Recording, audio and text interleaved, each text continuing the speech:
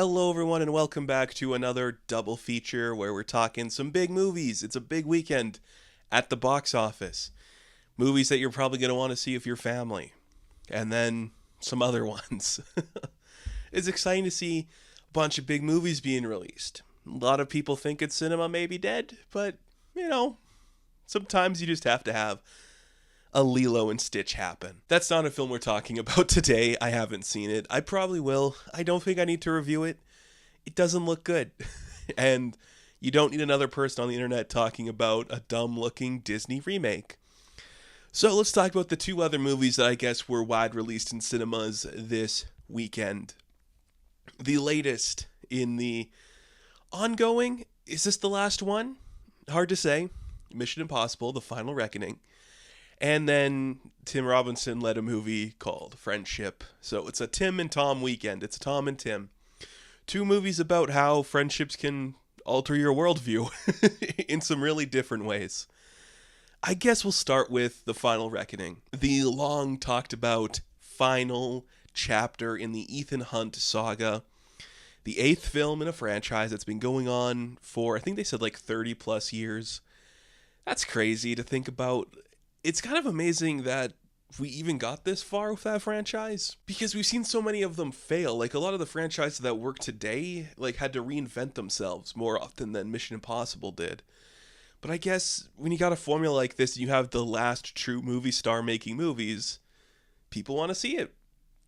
This was going to be Dead Reckoning Part 2. Then that movie tanked. Barbenheimer destroyed it, bad marketing, nobody wants to see a part 1. So it got delayed a bit, reworked a bit, a lot more money went into it. We're talking $400 million are poured into this thing.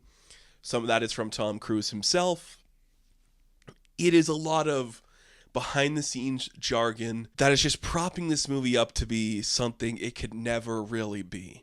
And that's always a shame. When you have a movie like this that's trying to tell you it's going to be the savior of cinema, it never feels like it can live up to that expectation.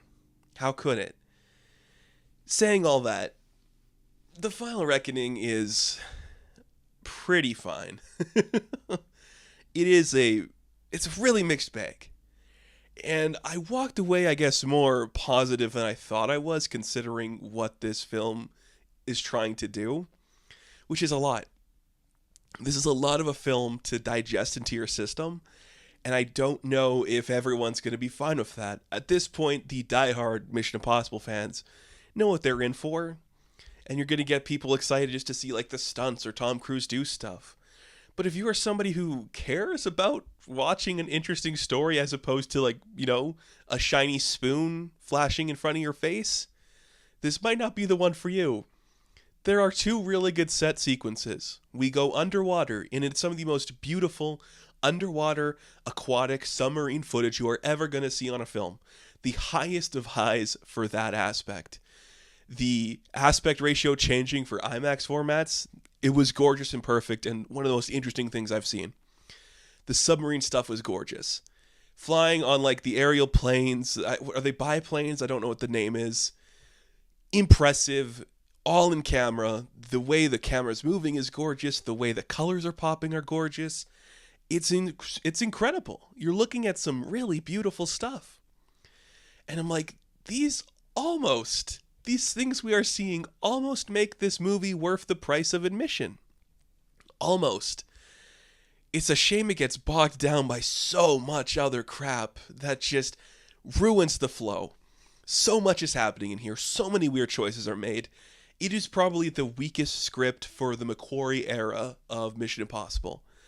I think a lot of that is just trying to tie up things that we're trying to fix that nobody really liked in the last one, and in doing so, you created a bigger mess for yourself. Logic stuff doesn't bother me in these types of action movies. I'm here to see a guy get beaten up a bunch. I don't really care if, he's naked in the, thousands of feet below the Arctic waters and he has to swim to the top. That means nothing to me. I'm watching a beautiful sequence, that's fine. So the logic stuff like that doesn't bother me. But when you have to come up with an over-convoluted reason for actions to take place and a really complicated plot so somebody has to do everything, it gets really tedious and really exhausting. Even more so when you have an enemy who is as unknowable and uninteresting as the entity. It worked a little bit more in Dead Reckoning because the idea of AI was still scary. Now we live in a reality where people just worship AI and people will say ChatGPT is their best friend. It's just not fun to see that on screen. Even if it is the bad guy, I get it.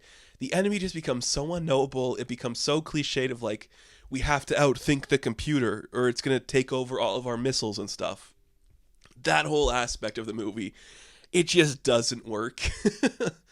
There's a whole side plot with Angela Bassett and like her, because she becomes president or something, and like her cabinet of people, they're in like a bunker and they have to decide if they want to like hold off on doing nukes and stuff. You keep trying to raise the stakes in these movies, but I think what you should do is go backwards and make it more personal. If we don't stop the entity, it's going to have access to all of the world's missiles and it's going to blow up the earth essentially. And the only man capable of stopping it is Ethan Hunt.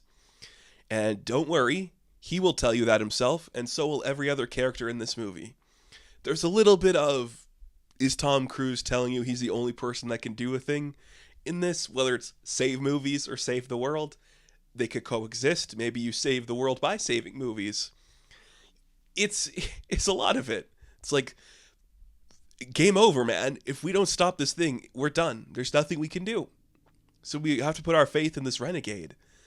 And the plot to do that is really convoluted and weird. It's a lot of like going to a place, getting a thing, putting a thing in another thing, and it's just like computer stuff. We have to shut down cyberspace, and I just couldn't care less.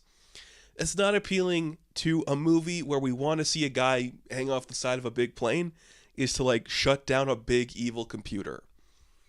It leads to some interesting visuals when we're underwater, but that's it. Now, saying that, there's not a lot of good action in the movie aside from the two big stunts. It does look pretty good. Like, there's some really interesting camera work when we're not cutting a scene to shit. There's so many cuts to different characters in a sequence. It's so annoying. There's some interesting editing choices where, like, a fight's happening here, we cut to a similar sequence happening here. It can kind of be fluid. There was one really good edit where it's like the scene's like being transitioned by the water draining in a certain level of the sub.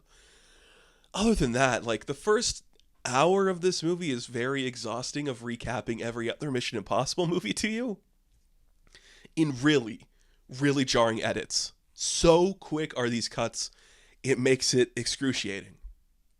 I'm just like, hold on to that shot for maybe 2 more seconds before we flash to another movie in this franchise. The beginning of this movie is abysmal. It is recapping everything you've ever known about this character in this franchise. It is so exhausting. It is so info dumpy. And it sets up to some really dumb retcons that you don't need. You don't have to tie everything up together. And this was my big takeaway walking out of this movie. I'm kind of done with the self-referential film. There's literally a sequence where Ethan gets to hold the knife that was dropped in the first movie and the one that Don Lowe found in the first movie from the 90s. And I'm just like, does this mean anything aside from us knowing that that movie exists? It's not adding anything. It's not like he uses the knife in a crucial moment. He just interacts with this guy from the first movie again. I just don't think we need these anymore. We're moving to an area where referencing the previous installments just doesn't matter. People want things like Sinners, where there's a real committed story that's homaging stuff, but is original and fun and not just poking at like the stuff you know. I don't know. I'm just like, to hype up this movie so much is like, this is the big movie of the year. It's going to change the game. It's not. I think it's going to be talked about for a week and just recede. It's not going to have any staying power. The entity is a bad villain. The action sequences don't make up for the lackluster script and boring plot contrivances that get you nowhere. Tom Cruise does okay. I think he's just really committed to this version of the character. It's fine. Like, he gets shirtless more in this one than in previous ones, which I guess he's been working out or something. Good for you. I mean, you look great. Being 60-something years old and being able to do the stuff you do is incredible. And yes, it is him doing those things. It is impressive to see that. He's really good at hanging off the side of a plane. The rest of the cast get various degrees of stuff to do. We are adding a lot of people. We lost Rebecca Ferguson, who might be the best leading lady in this franchise for Cruise to play off. And Hayley Atwell does good, but she's kind of just asked to respond to stuff as opposed to have an arc, which is fine, I guess. Same with Simon Pegg, same with Craig Tarzan, and same with Palm Clementif. They get some fun jokes in there, but nothing that's like worthwhile. Angela Bassett, you could cut that whole storyline out. I don't think it takes away or adds anything. Just having her be the person that gives Ethan the mission at the beginning works well enough. I'm so tired of just like the overcomplicated stuff we have to keep adding. We know AI is bad. Please stop flashing me like the Israeli flag showing you that a nuke's gonna launch. I'm already terrified enough. This movie isn't calming my nerves. Because in the real world, we're not gonna have a 60-year-old white man solve our problems by diving into the Arctic Ocean. We're just not. It works for this movie because that is everything Ethan Hunt's about. He's literally like a figure who's going to sacrifice himself to save the world. Which he should, and he does, kind of, in this. It's fine. I don't know. It's a very weird movie. None of, like, the new characters we introduce are, like, really interesting either. Hannah Waddingham's in this, doing an American accent. The best one's probably, like, Tremel Tillman, who just shows up, is instantly attracted to Tom Cruise, and goes, let's fuck some shit up, dude. I'm on your side. Let's do it, boy. You want to poke the bear? I want to poke the bear. Great. Katie O'Brien's really good, too. Very limited role. Very effective. The stuff in the water looks fantastic. But then it falls into the traps that all these movies do, which is either going to work for you or it's not. I get both sides of the argument that this is amazing and that this is bad. I think it's just somewhere in the middle of you could watch this and be excited about the stuff happening, but if you stop to consider, like, okay, we have to outthink the entity, and we need to get the key into this thing to get this thing at the bottom of the ocean, and then that's going to use the poison pill to stop the entity, and we got to trap it in a thing. It's like, okay. All the locations that aren't for the big stunts, they look really bad too. You're like, when we're in a big bunker. No, thank you. Not for me. It's going to be very interesting to see where Cruise goes after this movie. This movie is kind of about him being the only man who has, like, the power to do the right thing. And then his next movie with Inarritu is about, like, a guy who thinks he can save the world. So I'm like, hey, that's interesting. Maybe we're going to get two sides to the same coin there. Do you think you're a god, Tom Cruise? Is that why you're doing these roles? Maybe. Hasn't proven us wrong yet. But I don't know. I'd have to rewatch all the Mission Impossibles to see where I'd rank this one. But in the McQuarrie era, I think it's the one he's directed the worst. It looks the worst, aside from the best-looking shot in the entire franchise, which is the submersive stuff underwater. Which is weird to say. So, Mission Impossible, The Final Reckoning. I am going to give a 6 out of 10. Moving away from Tom, let's talk about Tim. It's Friendship, everybody. This is the new film starring Tim Robinson, who has yet to really, like, make it into film. He's just been incredible on television. One of those guys who's just like a generational voice that's found his audience, and that audience is going to support him. This film co-stars Paul Rudd and Kate Mara, and a couple other surprises that are going to show up in there. It is so weird. It is such a perfect encapsulation of why Tim Robinson is this weird and cringy and awkward. It follows this guy. He's married. He's got a son. He's just kind of stuck in his life. He doesn't have anything to do. No one wants to see the latest Marvel with him. One day, he just randomly encounters his neighbor when he gets the wrong package delivered to his house, and it's Paul Rudd. Not like Paul Rudd playing himself, but Paul Rudd, the actor, playing a character. And he's like, you're kind of cool. We should hang out more. And then they start hanging out. Tim Robinson starts to really connect with this guy, think they're really good friends. An incident happens that breaks their relationship, and he goes into a downward spiral. It's kind of fun. It's pretty brilliant in the way it handles the structure. It is very much relying on Tim Robinson doing his thing. And that thing is just insane and great. He's really good at saying these lines. He's really good at saying stuff in a weird way and just giving you a face of a guy who doesn't know how to handle the situation that he's in. And when he needs to just go off the end and go cringy and weird, he can do it. He can yell really perfectly. He knows how to respond. In a perfect world, he would be the replacement to Jim Carrey, where you're just like, this is the next level. Like this kind of like millennial weirdo who's lost in this world. It's just like the next step of that. It's really smart in how it uses him and how he's a part of it. I know he's not like the main writer on this, and he's not like the director, but clearly you can tell this was written with him in mind, and it's just like, this is how you do it. This is how we're going to get this to work. It doesn't work if he's not in it. And I think the same for Kate Mara. She's really good at that. She just has a very specific presence that's almost quiet and sheltered, but when she needs to be important, she does that through a very subtle way. And it works so well for this movie's tone. A lot of dissolves in this thing too, which works for like the eerie comedic atmosphere we're trying to build. Just gets so over the top and silly. The locations look really good too. We go to some weird places in this one. It kind of gets a little psychedelic in moments, which leads to an insanely funny moment.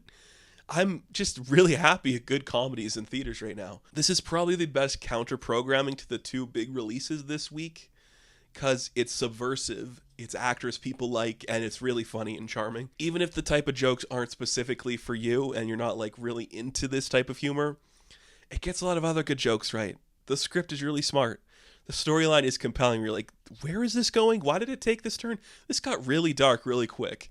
This is just watching a man lose his mind. It's really interesting.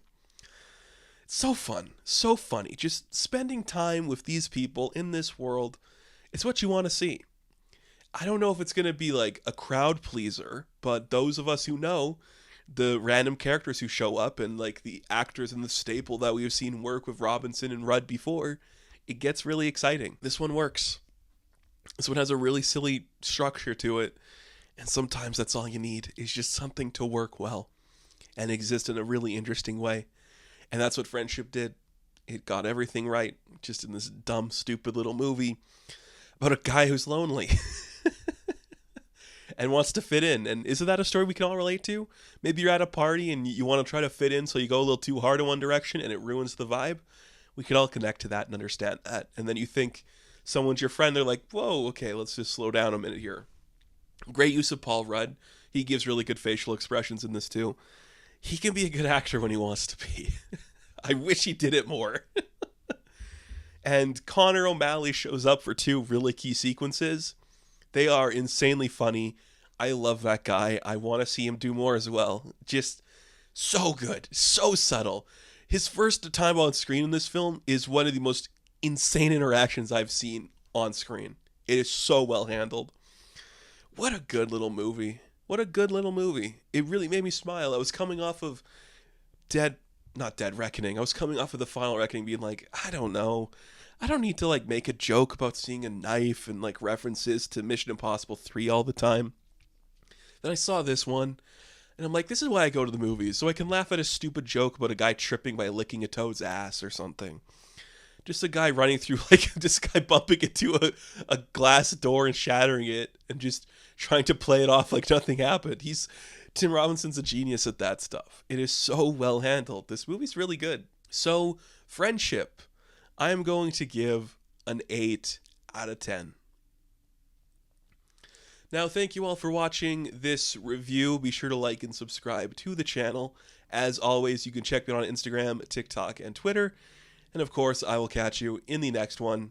Have fun. Stay safe. Good luck. And remember, I was going to end it on this. I think we should have stayed in Afghanistan.